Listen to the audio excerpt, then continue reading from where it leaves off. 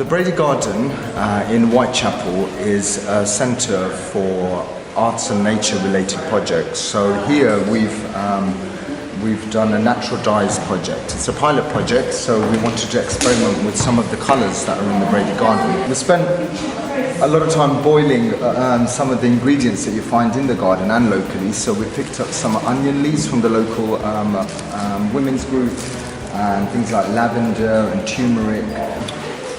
The CanDo application was quite crucial to us because it was our first seed funding project. So we've been going on for 5 years, but it's a completely volunteer-led organisation. It's been an experiment of luck, but we've thoroughly enjoyed doing it, so we're looking forward to the next stages. Today we're having our first ever Brady Garden barbecue, and it's about the community meeting the gardeners and the volunteers, and we're having a healthy eating barbecue where we've been inspired by the herbs and plants in the garden, and we're going to use some of that with our barbecue. It started from 2 people, now we've got like 6 people and volunteers. CanDo is our first ever funding that we've got, and we're so happy because we're able to feed our community, you know, buy plants, teach them how to do more gardens, get them to take something away with them. And CanDo was great because they've helped us run the gardening sessions, buy seeds, buy compost. The development workers were fantastic. They were very helpful. They showed me how to do the evaluation process, the risk assessments, and you know, I've really developed on the way and how to do the receipting and how to basically cost everything. You know, I think, you know, they've been very, very helpful, and I think it's a fantastic piece of funding for, you know, communities, you know.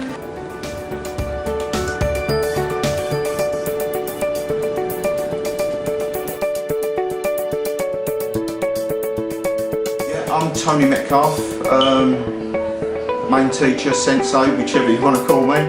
Obviously we've got Ed and Alex who follow behind me.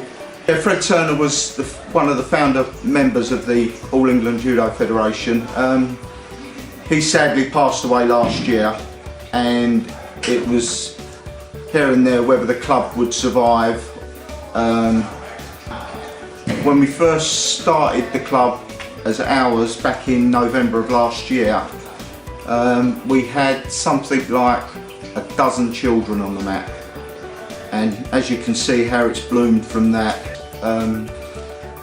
Then Ed started putting his feelers out, trying to find if we can get some help with some money to get some mats to make the area bigger, and it worked out. And with their money we bought the green mats, which was second hand from another judo club, and it helped us pay some of the rent money as well. With judo, obviously you're going to learn respect towards people, which is one of the main things we try to emphasise. You're going to learn a bit of self-defence with the streets nowadays. Hopefully they would never have to use it.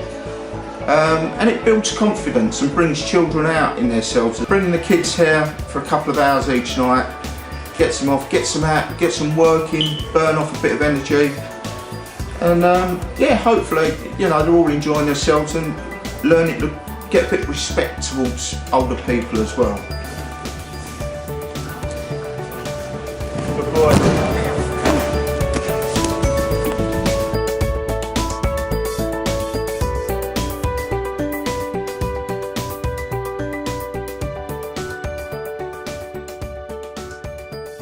It's called Balancing Healthy Meals. And the idea behind it is to encourage parents to try different recipes, foods that they might not have tried before, and cooking in different ways. So it entails a group of parents from a local primary school coming together and trying out new recipes each week. The CanDo money has been amazing help. First of all, it's the kitchen part is part of the school grounds, and so all the equipment is for the children. The money has enabled us to provide cooking equipment for the parents, which will be sustainable when the funding finishes, and also provide money for each of the sessions. By providing cooking equipment, we've got things like casserole dishes and baking trays, which are things that are not normally part of what the children would make, and also helping us provide the ingredients for the sessions. So several of our parents went on the food hygiene training, which has helped us then in the kitchen. I think the CanDo money has been great. It's been a catalyst to get people involved, and that means that the what's going to happen is people are going to now pay a small amount each week, and we're going to continue afterwards.